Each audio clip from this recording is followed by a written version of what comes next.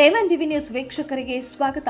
ಖಾಸಗಿ ಬಸ್ಗಳ ದನದಾಹ ಫುಟ್ಬೋರ್ಡ್ ಮೇಲಷ್ಟೇ ಅಲ್ಲ, ಫುಟ್ ಟಾಪ್ ಮೇಲೂ ವಿದ್ಯಾರ್ಥಿಗಳ ಅಪಾಯಕಾರಿ ಪ್ರಯಾಣ.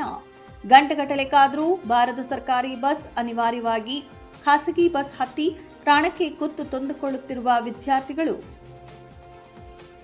ವಾಣಿಜ್ಯ ನಗರಿ ಚಿಂತಾಮಣಿ ತಾಲೂಕಿನಲ್ಲಿ ಖಾಸಗಿ ಬಸ್ ಮಾಲೀಕರ ಬೇಜವಾಬ್ದಾರಿತನ ಹಾಗೂ ನಿರ್ಲಕ್ಷ್ಯ ಧೋರಣೆ ಮಿತಿ ಮೀರುತ್ತಿದ್ದು, ವಿದ್ಯಾರ್ಥಿಗಳು ಮತ್ತು ಸಾರ್ವಜನಿಕರ ಜೀವದ ಜೊತೆ ಚೆಲ್ಲಾಟವಾಡುತ್ತಿರುವುದು ಮುಂದುವರೆದಿದೆ.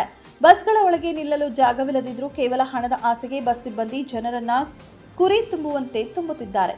ಚಿಂತಾಮಣಿ ಕಡೆಯಿಂದ ಹಳ್ಳಿ ಪ್ರದೇಶಕ್ಕೆ ಹೋಗುತ್ತಿರುವ ಖಾಸಗಿ ಬಸ್ ಒಂದರ ಫುಟ್ ಬೋರ್ಡ್ ಮೇಲೆ ತೂಗಾಡುತ್ತಾ ವಿದ್ಯಾರ್ಥಿಗಳು ಪ್ರಯಾಣಿಸುತ್ತಿರುವುದು ಸ್ಪಷ್ಟವಾಗಿ ಕಾಣಿಸುತ್ತಿದೆ. ಅಷ್ಟೇ ಅಲ್ಲದೆ ಬಸ್ಸಿನ ಟಾಪ್ ಮೇಲೂ ಹತ್ತಾರು ವಿದ್ಯಾರ್ಥಿಗಳು ಯಾವುದೇ ಸುರಕ್ಷತೆ ಇಲ್ಲದೆ ಕುಳಿತುಕೊಂಡು ಪ್ರಯಾಣಿಸುತ್ತಿರುವುದು ತೀವ್ರ ಆತಂಕಕ್ಕೆ ಕಾರಣವಾಗಿದೆ.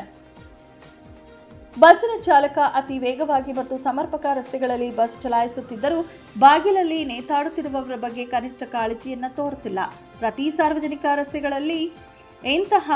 ಪ್ರತಿದಿನ ಸಾರ್ವಜನಿಕ ರಸ್ತೆಗಳಲ್ಲೇ ಇಂತಹ ಜೀವ ಹಿಂಡುವ ದೃಶ್ಯಗಳು ಕಂಡುಬರುತ್ತಿದ್ದರೂ ಪ್ರಾದೇಶಿಕ ಸಾರಿಗೆ ಅಧಿಕಾರಿಗಳು ಮತ್ತು ಸಂಚಾರಿ ಪೊಲೀಸರು ಮಾತ್ರ ಯಾವುದೇ ಕಠಿಣ ಕ್ರಮ ಕೈಗೊಳ್ಳದೆ ಮೌನಕ್ಕೆ ಶರಣಾಗಿದ್ದಾರೆ.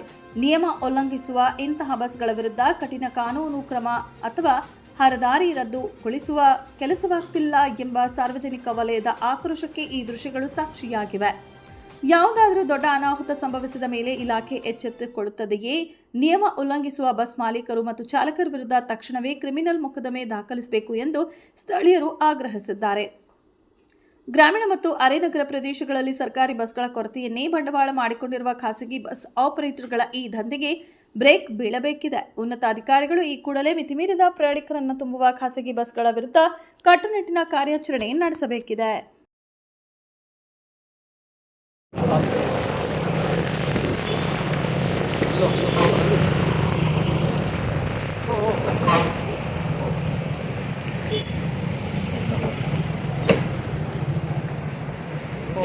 सामने देंगे